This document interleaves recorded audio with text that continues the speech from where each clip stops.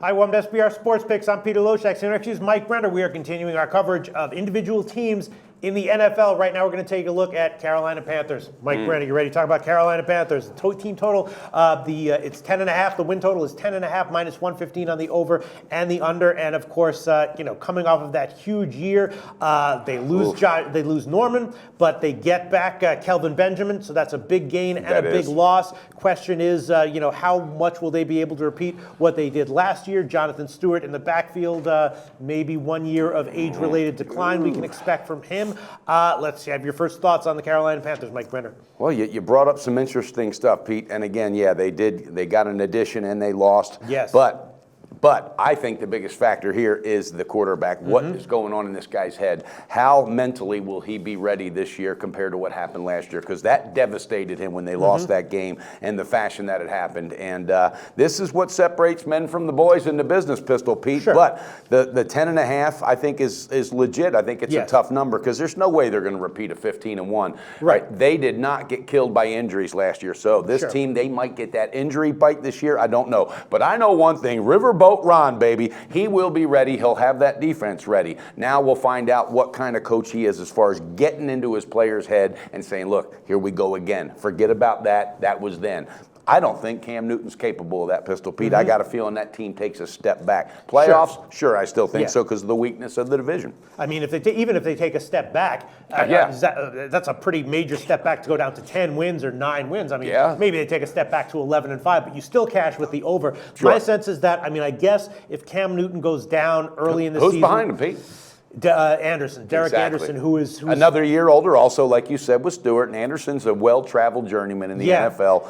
My sense is that with the weapons that they have on offense and the strong defense, even with Anderson, I think they would probably be they'd have a decent shot to get over 10.5. I do too. I think they're still going to have some hunger, but I don't think you're going to see this fierce competitiveness early. I really think it's going to take a minute for Cam Newton to work out his issues. But again, weak division. I think they'll do fine over there, and just too well coached to let them just go down. Yeah, I'll tell you what. How will they do? If they get to the conference championship game or the Super Bowl, that's a different issue. But in the regular season, I think they're going to be dominant again. Will they be as good of a bet against the spread? That's another question because obviously they're not sneaking up on anyone this year. No. And it's tricky because in the Super Bowl, their offensive line kind of got exposed. It was sort of something that you were thinking they should probably make an upgrade in, and they didn't. No. And they didn't. Now, is it only elite teams with elite pass rushers that'll be able to get to Cam, or will this be a weakness that'll sort of that we saw in the Super Bowl that'll become more exposed and come to light and play a bigger role in the regular season? What do you think? That's very well said, Pistol Pete. Because seriously, if they have a major injury to one of those guys on that line, then you have your depth issue. Yeah. I think other teams watch that film. I really do, and they figured out. Wait a minute, we could have done this. This is what we're going to do next time.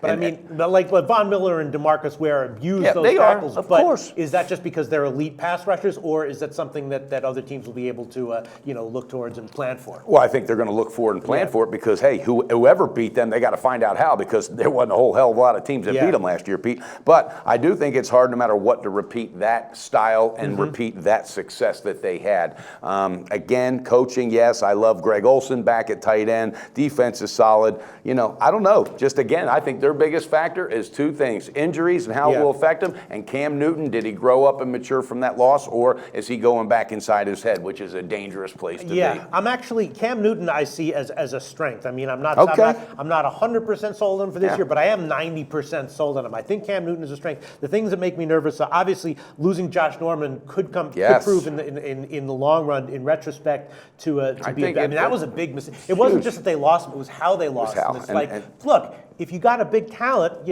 pay the guy the money. Pay the guy. And you know what? 3 other marquee players for that team said the same thing. They stood up to the organization, pay this guy, and they still didn't. So and it's just the way that it happened. Yeah. It's just kind of like bad vibes in my head. It feels like it's just not a good omen for them. It isn't. And you know what it does for the other players? It now leaves doubt in their head. Holy cow, they won't sign somebody we need. So that team, it's not going to be all roses this year like last year, Pete. On the other hand, I'm very high on Cam Newton, very high on the defense, and very, very high on Kelvin Benjamin coming back and what that's going to do to the offense. So I don't know. You know what else is gone this year? And he said, not bringing it back.